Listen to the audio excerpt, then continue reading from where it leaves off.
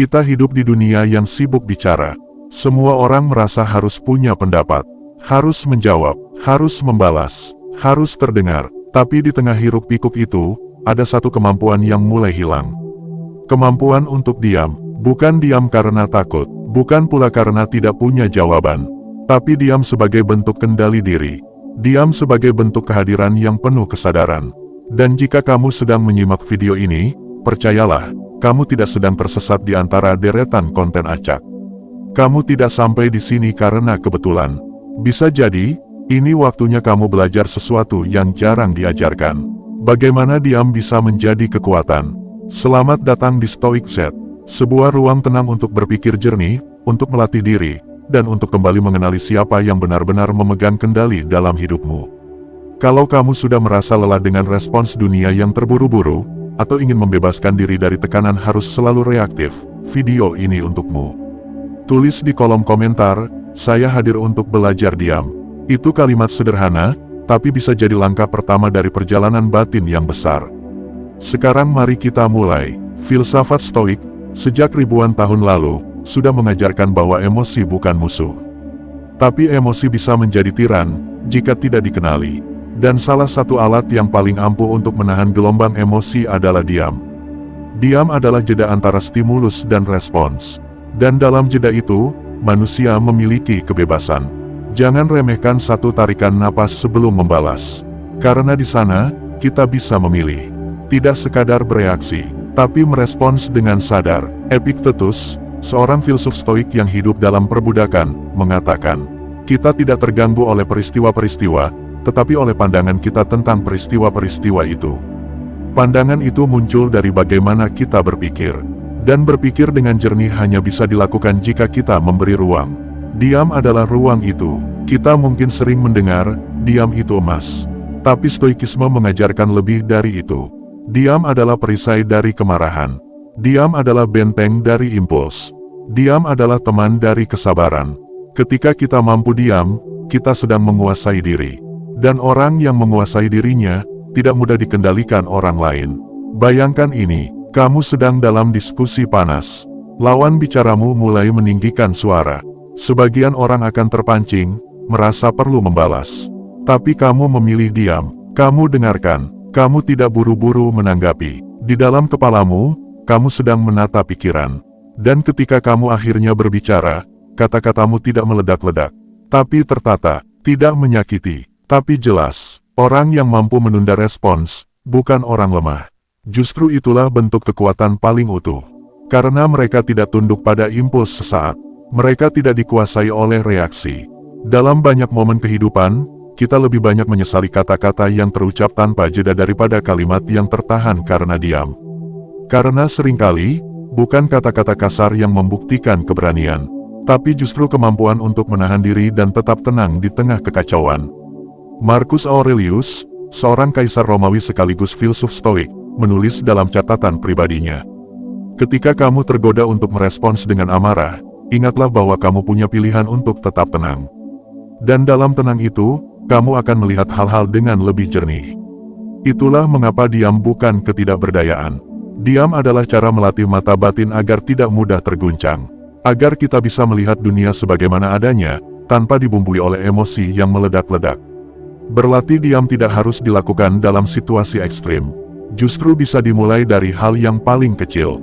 Saat sedang dipotong pembicaraan, saat membaca komentar negatif, saat merasa perlu membalas sindiran. Disitulah ladang latihan dimulai. Tapi, bukan berarti kita memendam. Bukan berarti kita menyangkal emosi.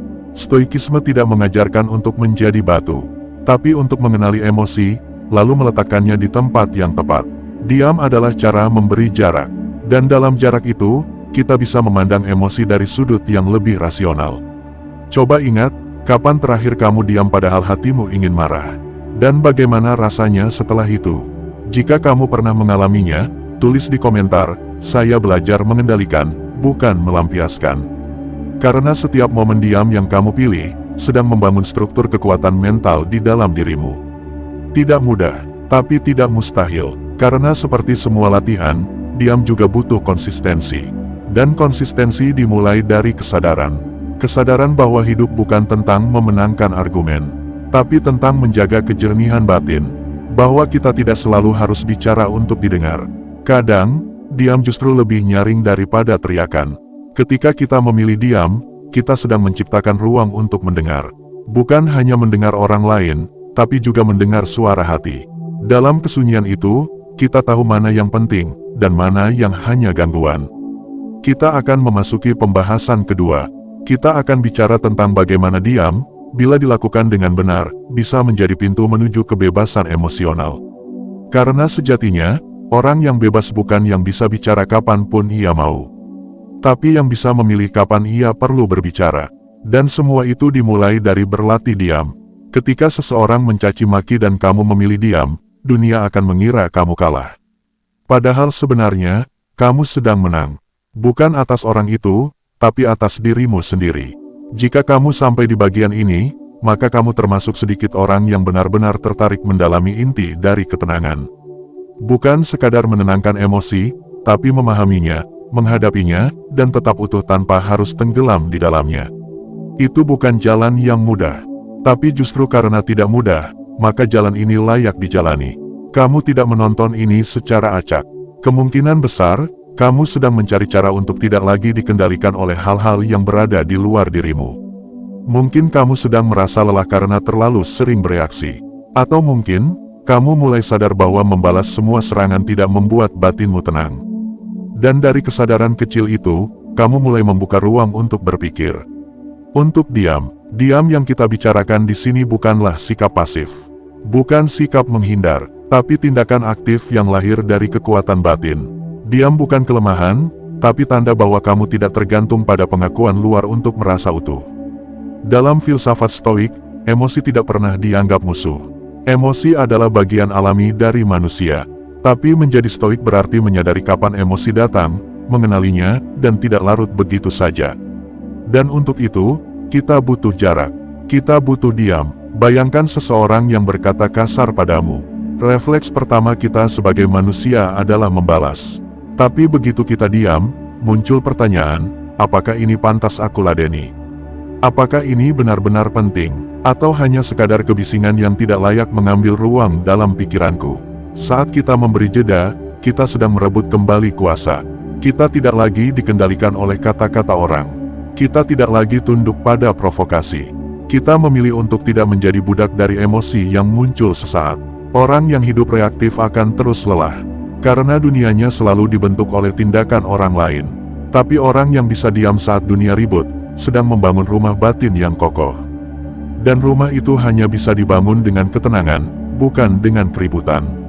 Epictetus berkata bahwa kita tidak mengendalikan dunia, tapi kita mengendalikan bagaimana kita berpikir tentang dunia. Dan pemikiran itu tidak bisa tumbuh dalam kebisingan. Ia butuh ruang, ia butuh sunyi, ia butuh diam. Diam adalah tempat paling jernih untuk mendengar isi kepala. Dalam diam, kita bisa bertanya, apakah aku marah karena aku benar-benar disakiti, atau karena egoku tidak terima? Apakah aku ingin membalas karena kebenaran, atau hanya karena harga diri? Kebebasan emosional bukan berarti kita tidak pernah marah. Tapi kita bisa memilih untuk tidak dikuasai oleh kemarahan itu. Kita bisa mengenali emosi sebagai sinyal, bukan sebagai komando. Dan itulah yang membedakan orang merdeka dari orang yang terbelenggu oleh impuls. Seringkali, justru setelah diam kita baru bisa melihat dengan terang. Kita sadar bahwa tidak semua yang menyakitkan harus dilawan. Tidak semua perbedaan pendapat harus dikoreksi. Tidak semua omongan buruk harus dibantah. Diam memberikan perspektif, dan perspektif adalah kunci untuk membuat keputusan yang tidak merugikan diri sendiri. Coba perhatikan orang-orang yang paling sering terjebak dalam konflik. Mereka bukan orang yang tenang. Mereka adalah orang yang tidak tahan dengan diam. Mereka selalu merasa harus bicara, harus menjawab, harus menunjukkan bahwa mereka tahu, bahwa mereka lebih baik. Tapi siapa yang benar-benar menang dalam pertempuran itu? Marcus Aurelius menulis bahwa jika kamu tergoda untuk membalas, tanyakan pada dirimu, apakah ini sepadan? Dan jika tidak, jangan beri harga yang terlalu mahal hanya untuk menenangkan ego. Orang yang benar-benar bebas adalah orang yang tidak lagi tunduk pada harga diri semu. Mereka tidak perlu selalu benar di mata orang lain. Mereka tidak sibuk membuktikan apapun. Dan karena itu, mereka bisa diam tanpa merasa kalah. Diam bukan hanya alat untuk melindungi diri dari pertikaian luar, tapi juga alat untuk mengenali apa yang sedang terjadi di dalam. Ketika kamu diam, kamu bisa melihat apakah emosimu lahir dari luka masa lalu, dari perasaan kurang dihargai, atau dari rasa takut yang belum kamu selesaikan. Dan begitu kamu tahu sumbernya, kamu bisa menghadapinya. Kamu bisa mengurai, kamu bisa menyembuhkan. Tanpa itu, kamu hanya akan terus bereaksi dari luka, bukan dari kesadaran. Mungkin kamu pernah dalam situasi di mana seseorang menghinamu di depan umum. Tapi kamu memilih tidak membalas. Dan setelah waktu berjalan, kamu bersyukur karena tidak merespons saat itu. Karena jika kamu ikut larut, mungkin kamu akan mengatakan hal yang kamu sesali.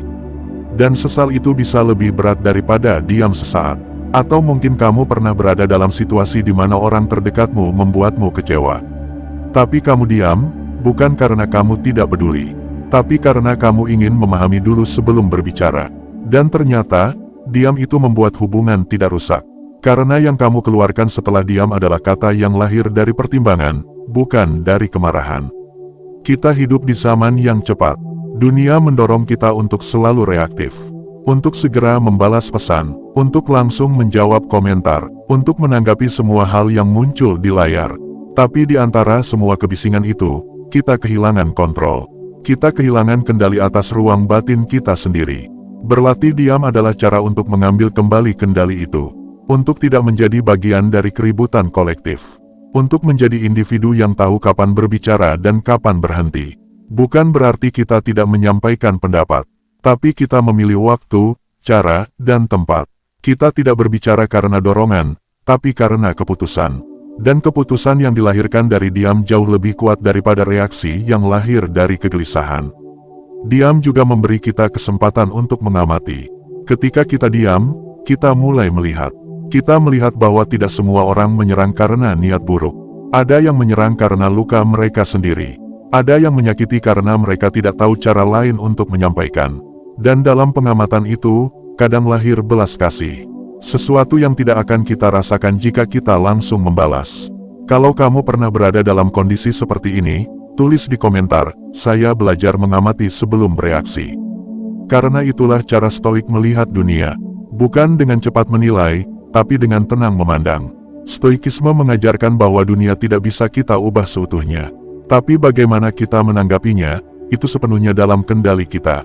Dan dalam kendali itu, diam menjadi pilihan yang paling strategis. Karena dari diam, kita bisa mengatur ulang. Kita bisa memilah. Kita bisa merespons dengan integritas. Di bagian ini, kita tidak bicara soal menjadi orang yang pasrah.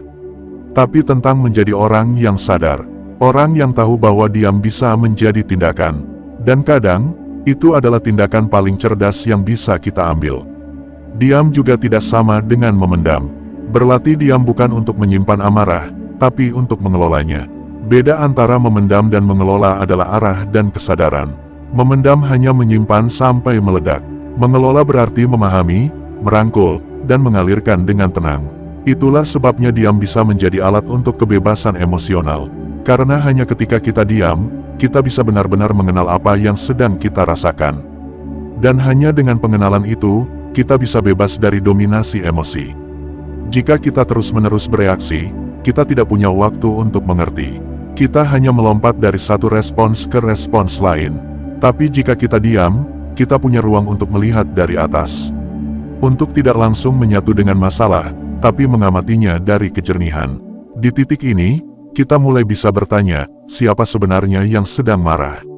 Apakah itu diriku yang dewasa, atau diriku yang belum sembuh? Pertanyaan ini hanya muncul ketika kita memberi waktu. Dan waktu itu hadir ketika kita diam. Sebagian orang mungkin akan salah paham. Mereka akan mengira diam adalah tanda menyerah. Tapi sebenarnya, itu adalah tanda bahwa kita tidak ingin membuang energi pada hal yang tidak membangun. Kita akan melanjutkan ke bagian ketiga, dan di sana kita akan membahas bagaimana menjadikan diam ini sebagai praktik nyata dalam kehidupan modern. Bukan sekadar konsep, tapi kebiasaan. Bukan hanya tahu teorinya, tapi menjalaninya secara konsisten. Karena kalau kita bisa menjadikan diam sebagai gaya hidup mental, kita tidak hanya akan jadi pribadi yang tenang, tapi juga jadi pribadi yang bebas. Bebas dari provokasi, bebas dari jebakan ego, dan bebas dari keharusan untuk selalu menjelaskan siapa kita. Dan di sanalah letak kekuatan sebenarnya. Setelah kita memahami bahwa diam adalah bentuk kekuatan dan pintu menuju kebebasan emosional, maka muncul satu pertanyaan penting, bagaimana menjadikan diam ini sebagai bagian dari hidup kita sehari-hari. Bukan hanya sebagai konsep yang menarik untuk dibaca, tapi sebagai kebiasaan yang nyata. Karena dunia tempat kita tinggal hari ini tidak memberi ruang bagi diam. Segalanya bergerak cepat, opini berlomba muncul setiap detik. Media sosial mendesak kita untuk selalu merespons. Percakapan di lingkungan kerja, grup keluarga, bahkan hubungan pribadi, semuanya mendorong kita untuk bicara. Sedikit sekali yang mengajak kita untuk berhenti sejenak. Itulah mengapa berlatih diam adalah bentuk latihan yang tidak biasa. Tapi justru karena tidak biasa, ia menjadi penting. Orang yang bisa tetap diam di tengah dunia yang gaduh adalah orang yang tidak sedang ikut arus. Ia tahu apa yang ia lakukan. Dan lebih dari itu, ia tahu siapa dirinya. Jika kamu sudah menyimak dari awal, berarti kamu sedang membangun pondasi penting. Pondasi yang tidak akan terlihat dari luar, tapi berdampak besar di dalam. Karena kekuatan batin tidak selalu terdengar. Kadang justru kekuatan sejati hadir dalam kesunyian. Sekarang mari kita masuk pada praktik. Apa saja bentuk latihan diam yang bisa dilakukan dalam kehidupan modern? Yang pertama adalah diam dalam percakapan. Ini bukan tentang menjadi pendiam, tapi tentang mendengarkan secara aktif. Dalam setiap obrolan, kita bisa memilih untuk tidak langsung menyela. Tidak tergesa memberi tanggapan, kita mendengarkan utuh. Kita beri ruang bagi orang lain untuk menyampaikan. Kebanyakan orang tidak benar-benar mendengar untuk memahami. Mereka hanya mendengar untuk membalas. Maka ketika kamu benar-benar hadir dan diam dalam mendengar, kamu sedang melakukan sesuatu yang langka. Berlatih diam dalam percakapan juga membantu kita mengenali emosi yang muncul. Kadang, hanya dengan mendengarkan, kita tahu bahwa respon yang kita pikir perlu, ternyata tidak penting. Dan yang awalnya terasa seperti keharusan untuk menjelaskan, perlahan hilang karena kita memilih untuk tenang. Yang kedua adalah diam dalam konflik. Di sini letak tantangan sebenarnya. Ketika emosi memuncak, ketika kata-kata terasa seperti peluru, kemampuan untuk diam diuji. Tapi diam bukan berarti tunduk pada ketidakadilan. Diam bukan berarti membiarkan diri diinjak. Diam adalah memilih waktu dan tempat yang tepat untuk merespons, tanpa kehilangan kendali atas diri sendiri. Coba ingat situasi terakhir saat kamu berkonflik. Mungkin kamu membalas, mungkin kamu menahan diri. Apa bedanya yang kamu rasakan setelahnya? Seringkali, konflik yang diredakan oleh diam akan selesai dengan lebih sedikit kerusakan. Karena dalam diam, kita bisa memilih kata. Kita bisa menyusun kalimat yang lahir dari kehati-hatian, bukan dari kemarahan. Yang ketiga, diam dalam pengambilan keputusan. Setiap hari kita dihadapkan pada pilihan. Sebagian keputusan kecil, tapi sebagian lagi berdampak besar. Dalam situasi seperti ini, diam adalah teman berpikir. Dengan diam, kita memberi waktu kepada pikiran untuk menyaring informasi. Kita tidak tergesa, kita tidak dipaksa. Banyak orang menyesal karena bertindak tergesa. Jarang yang menyesal karena memberi waktu lebih untuk berpikir. Maka diam bisa menjadi strategi untuk meminimalisir penyesalan. Ambil jeda, 1 malam, 1 jam, bahkan 1 menit pun cukup. Dalam jeda itu, kamu bisa bertanya, apakah ini keinginan sesaat, atau kebutuhan sejati? Apakah ini dorongan emosi, atau keputusan yang matang? Latihan berikutnya adalah diam dari respons sosial yang tidak perlu. Kita hidup di dunia di mana hampir setiap hal bisa dikomentari. Tapi hanya karena kita bisa bicara, bukan berarti kita harus bicara. Hanya karena kita tahu sesuatu, bukan berarti kita harus membagikannya. Hanya karena seseorang bertanya, bukan berarti kita wajib menjawab. Seringkali, diam lebih menenangkan daripada harus menjelaskan. Tidak semua orang akan mengerti perspektif kita. Tidak semua penjelasan akan diterima. Dan tidak semua pemahaman perlu diburu. Dalam konteks ini, diam adalah bentuk perlindungan diri. Bukan dari orang lain, tapi dari kewajiban palsu yang kita ciptakan sendiri untuk menyenangkan semua orang. Latihan diam juga bisa dilakukan dalam bentuk ritual harian. Misalnya, menyisihkan waktu setiap hari untuk duduk dalam diam. 5 menit di pagi hari, atau 10 menit sebelum tidur. Tanpa gawai, tanpa suara, tanpa gangguan. Dalam keheningan itu, kita belajar mendengar suara hati. Kita menata ulang pikiran yang berserakan. Kita menyadari emosi yang tidak kita sadari sedang tumbuh. Dan yang paling penting, kita menyadari bahwa kita tetap utuh meskipun dunia sedang sibuk. Diam dalam bentuk ini bukan hanya menenangkan, tapi juga menyehatkan. Karena banyak beban batin yang sebenarnya hanya butuh ruang untuk dibaca ulang. Bukan untuk diceritakan ke semua orang, tapi untuk diurai dalam keheningan. Di titik ini, kamu mungkin mulai menyadari sesuatu.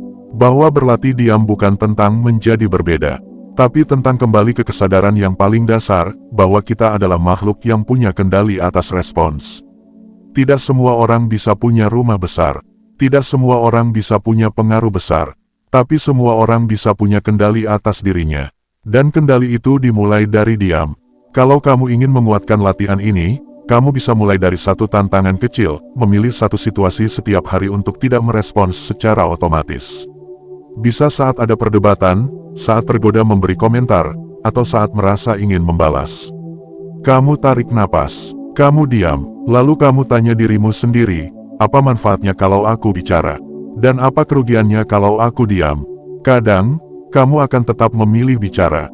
Tapi saat kamu bicara setelah diam, kualitas ucapannya akan berbeda. Tidak tajam, tidak impulsif, tapi jernih. Dan itu yang dibutuhkan dalam kehidupan yang sehat secara emosional. Berlatih diam juga bisa menjadi cara untuk membangun kehadiran. Dalam pertemuan sosial, kamu tidak perlu selalu menciptakan topik. Dalam percakapan, kamu tidak harus selalu menjadi pusat. Hadir sepenuhnya dalam diam juga menunjukkan kualitas batin yang dewasa.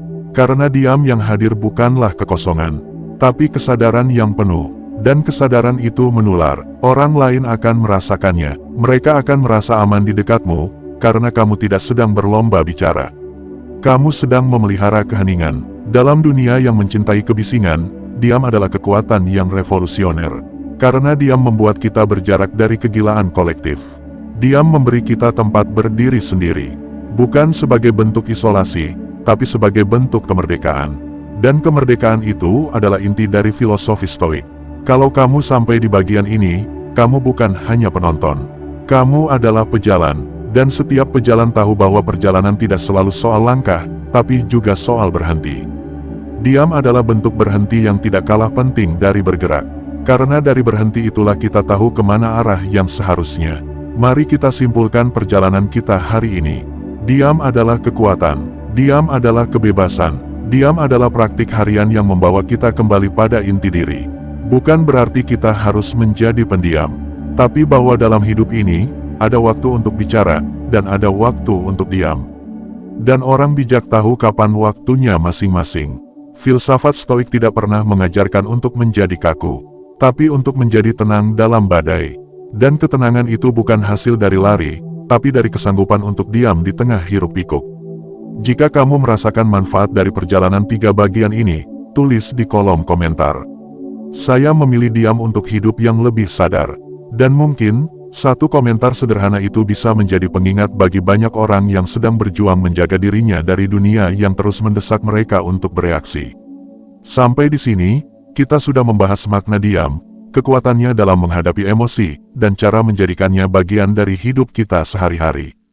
Tapi perjalanan tidak berhenti, karena setiap hari, akan selalu ada kesempatan untuk memilih diam, untuk memilih sadar, untuk memilih bertumbuh dari dalam. Kita akan terus melanjutkan percakapan ini di video-video berikutnya. Masih banyak nilai stoik lain yang menanti untuk dijelajahi. Dan seperti biasa, kita akan menelusurinya bukan dengan semangat sensasi, tapi dengan ketenangan yang penuh makna. Terima kasih sudah hadir sejauh ini. Terus jaga ruang diam di hatimu. Karena di sanalah kamu benar-benar menjadi utuh. Sampai bertemu di edisi Stoik Z berikutnya. Tetap tenang. Tetap berpikir, tetap memilih diam di saat yang tepat.